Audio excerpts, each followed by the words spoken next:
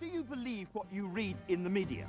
I'm not talking about Di and Fergie, but about the important stuff, the politics and economics. Has it ever occurred to you it could be a system of propaganda designed to limit how you imagine the world? Well, that's the view of Noam Chomsky, who's been teaching here in Boston for the past 30 years. Described as America's leading dissident, he's based at the Massachusetts Institute of Technology, where, although it's very cold, it isn't exactly the Gulag archipelago. As a working journalist myself, I've come to talk to Professor Chomsky about bias in the media.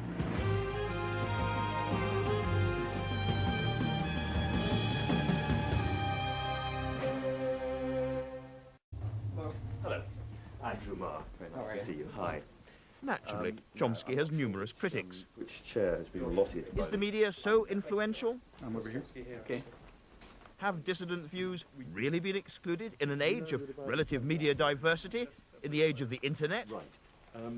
This is one of... What about Chomsky's own access? Okay. What about this very programme? Okay, Andrew, in your own time.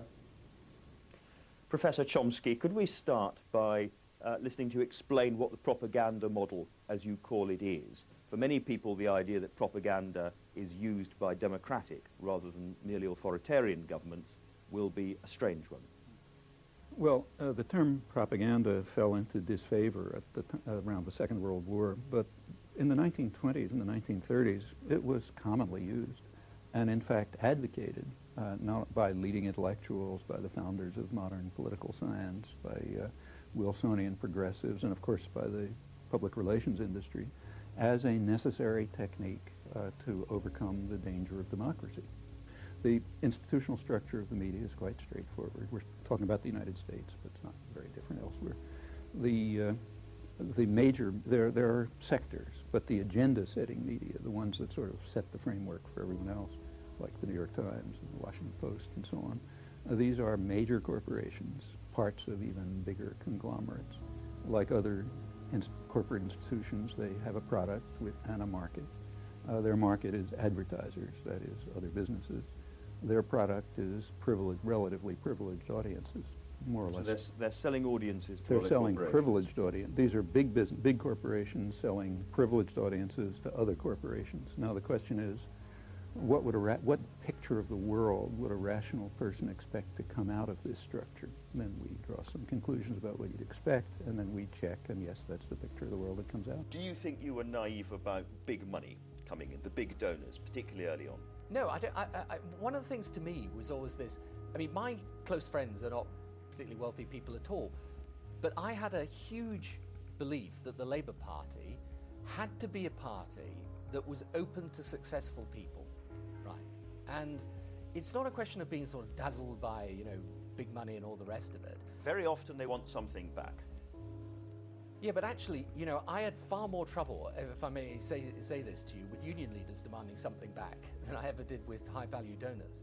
But what's not recognized is that the role of the liberal intellectual establishment is to set very sharp bounds on how far you can go, this far and no further. Tell me how that works. You're not suggesting that proprietors phone one another up, or that many journalists get their copy spiked, as we say? It's actually, Orwell, you may recall, has an essay called Literary Censorship in England, which was supposed to be the introduction to Animal Farm, except that it never appeared, in which he points out, look, I'm writing about a totalitarian society, but in free democratic England, it's not all that different. And then he says unpopular ideas can be silenced without any force. And then he gives a two-sentence response, which is not very profound, but captures it. He says two reasons. First, the press is owned by wealthy men who have every interest in not having certain things appear. But second, the whole educational system from the beginning on through just gets you to understand that there are certain things you just don't say. Well, spelling these things out, that's perfectly correct. I mean, it's the first sentence is what we expand on. This is what I don't get, because it suggests that, I mean, amateur people like me are self-censoring. No, not self-censoring. There's a filtering system that starts in kindergarten and goes all the way through. And it doesn't work 100%, but it's pretty effective. It selects for obedience. and subordination. And especially, I think that's so stroppy people won't make it to there'll positions be of influence. behavior problems, or if you read applications to a graduate school, you see that people will tell you he's not, doesn't get along too well with his colleagues. You know how to interpret those things. I'm just interested in this because I was brought up, like a lot of people, probably post-Watergate film and so on, to believe that journalism was a crusading craft and that there were a lot of disputatious, stroppy, difficult people in journalism. And I have to say, I think I know some of them. Well, I know some of the best and best-known investigative reporters in the United States. I won't mention names because whose attitude toward the media is much more cynical than mine. In fact, they regard the media as a sham, and they know and they consciously talk about how they try to play it like a violin. If they see a little opening, they'll try to squeeze something in that ordinarily wouldn't make it through. And it's perfectly true that I'm sure you're speaking for the majority of journalists who are trained, have it driven into their heads that this is a crusading profession, adversarial, we stand up against power, a very self-serving view. On the other hand, in my opinion, I hate to make a value judgment, but the better journalists, and in fact the ones who are often regarded as the best journalists, have quite a different picture, and I think a very realistic one. How can you know that I'm self-censoring? How can you know don't say that you're journalists self-censoring. I'm sure you believe everything you're saying. But what I'm saying is if you believe something different, you wouldn't be sitting where you're sitting. Well, the Prime Minister's still with me, as is Andrew Pierce of the Daily Mail, and also Polly Harvey, PJ Harvey, who's going to be singing for us and who won her second Mercury Prize recently. But it's great to do that twice. So, we've listened to it a couple of times. Very keen. But if I was watching that film yesterday, I don't know why, but it's about the only war film I haven't seen, Hamburger Hill, which is all about Vietnam. And that is, as you say, the music, the juxtaposition of the music and the scenes in that film are incredibly powerful. Right. But anyway, I'll have to listen carefully to the lyrics. And do you think that they're doing all right on culture? Well, I mean, I'd have to say that the county in which I had my cultural education in Somerset has had 100% cuts to arts funding, and I worry that the cuts are largely being made in that area, and the whole world seems to be being steered towards economic gains being the only goal of worth. We'll pick that up with the Prime Minister in a second. You better go and get yourself ready if you don't mind. Get your guitar ready. Okay. Okay. Thank you very much indeed. Let me come up to a more modern war, which was the Gulf War, which again, you know, looking at the press in Britain and watching television, including some American television, I was very, very well aware of the anti-Gulf War dissidents, the no blood for oil campaigns. That's not the anti-Gulf. That's not the dissidents.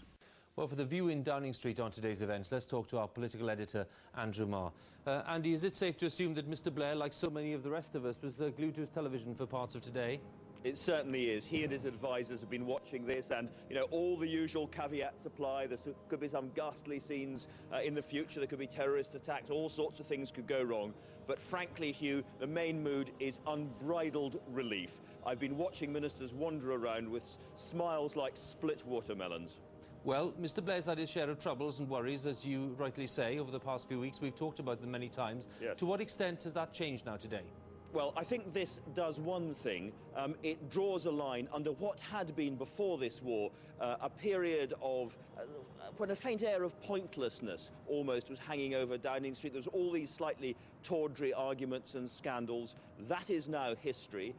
Mr. Blair is well aware that all his critics out there in the party and beyond aren't going to thank him because they're only human for being right when they've been wrong, and he knows that there might be trouble ahead, as I've said. But I think this is a very, very important moment for him. It gives him a new freedom and a new self-confidence.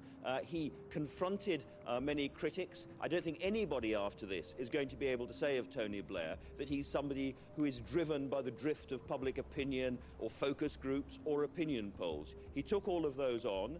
He said that they would be able to take Baghdad without a bloodbath, and that in the end the Iraqis would be celebrating. And on both of those points he has been proved conclusively right, and it would be entirely ungracious, even for his critics, not to acknowledge that tonight he stands as a larger man and a stronger Prime Minister as a result. Okay, let's look at one of the other key examples, which you've looked at too, which would appear to go against your idea, which is the Watergate Watergate affair. is a perfect example. Where- We've discussed it at length in our book, in fact, and Indeed. elsewhere. It's Indeed. a perfect example Yep. of the way the press was subordinated to power. But this, In was, fact, this brought down let a me- president. Let me give you just a minute. Let's take a look.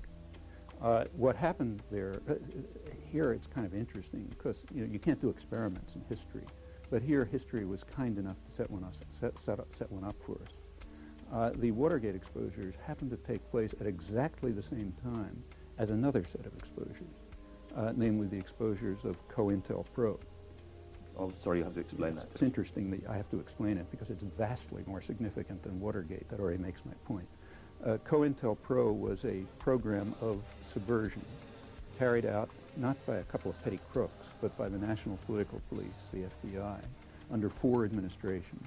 It began in the late Eisenhower administration, ran up till... This is aimed at the Socialist Workers' Party No, of the America. Socialist Workers' Party was one tiny fragment of it. It began, by the time it got through, I won't run through the whole story, it was aimed at the entire New Left, at the women's movement, at the whole black movement. It was extremely broad. Its actions went as far as political assassination. Now, what's the difference between the two? Very clear. In Watergate, Richard Nixon went after half of U.S. private power, namely the Democratic Party, and power can defend itself. So therefore, that's a scandal. He didn't do anything. Nothing happened. Look, I was on Nixon's enemies list. I didn't even know. Nothing ever happened. But nonetheless, you wouldn't say it was an insignificant event. To no, bring it was down a president. it was a and case power. where half of U.S. power defended itself against a person who had obviously stepped out of line. And the fact that the press thought that was important shows that they think powerful people ought to be able to defend themselves. Now, whether there was a question of principle involved happens to be easily checked in this case. One tiny part of the COINTELPRO program was itself far more significant in terms of principle than all of Watergate. And if you look at the whole program, I mean, it's not even a discussion. But you have to ask me what COINTELPRO is. You know what Watergate is. There couldn't be a more dramatic example of the subordination of the educated opinion to power here in England as well as in the United States. Can I come back to make sure that I understand the point about the liberal press as against the conservative press? Because in Britain, over the last 2 years, politicians I come across are deeply irritated, ranging on furious, about attacks on them in the press, day after day, on issues which have come to be known as sleaze. They feel that they are harassed, that they are misunderstood, and that the press has got above itself, is uppity, and is destructive. That's the message that they are giving to us. Now, are you saying that That's whole true. process Same here. doesn't matter, as Sure. it were, because it's all part of the marginal. same... I mean, when the press, the same thing is true here. When the press focuses on the sex lives of politicians, reach for your pocket and see who's pulling out your wallet. I mean, because those are not the issues that matter to people. I mean, they're very marginal interest. The issues that matter to people are somewhere else. So as soon as you hear, the press and presidential candidates and so on talking about values, as I say, put your hand on your wallet. You know that something else is happening. But it's been much more than, certainly with us, it's been much more than bed hopping. It's also been about taking money. Corruption, it's been about the corporations sure. paying for Corruption, political corrupt parties, all that. judges, fine topic. Corrupt parties? Corrupt parties. Big business is not in favor of corruption, And if the press focuses on corruption, Fortune magazine will be quite happy. They don't care about that. They don't want the society to be corrupt. They want it to be run in their interest. That's a different thing. Corruption interferes with that. So, for example, when I just happened to come back from India, the Bank of India released an estimate. Economists there tell me it's low, that 1/3 of the economy is black, meaning mostly rich businessmen not paying their taxes. Well, that makes the press, because in fact, certainly transnationals don't like it. They want the system to be run without corruption, robbery, bribes, and so on, just pouring money into their pockets. So yes, that's a fine topic for the press. On the other hand, the topics I've talked about are not fine topics because they're much too significant. What would a press be like, do you think, without the propaganda model? What would we be reading in the papers that we don't read about now? I've just given a dozen examples. On every example that, incidentally, you've picked, I haven't picked. I mean, I could pick my own. I'm happy to let you pick them. On every one of those examples, I think you can demonstrate that there's been a severe distortion of what the facts of the matter are. This has nothing to do with left and right, as I've been stressing, and it has left the population pretty confused and marginalized. A free press would just tell you the truth. This has nothing to do with left and right. And given the power of big business, the power of the press, what can people do about this? They can do exactly what people do in the Haitian slums and hills, organize. In Haiti, which is the most, take that, the poorest country in the hemisphere, they created a very vibrant, lively civil society in the slums, in the hills, in conditions that most of us can't even imagine. We can do the same much more easily.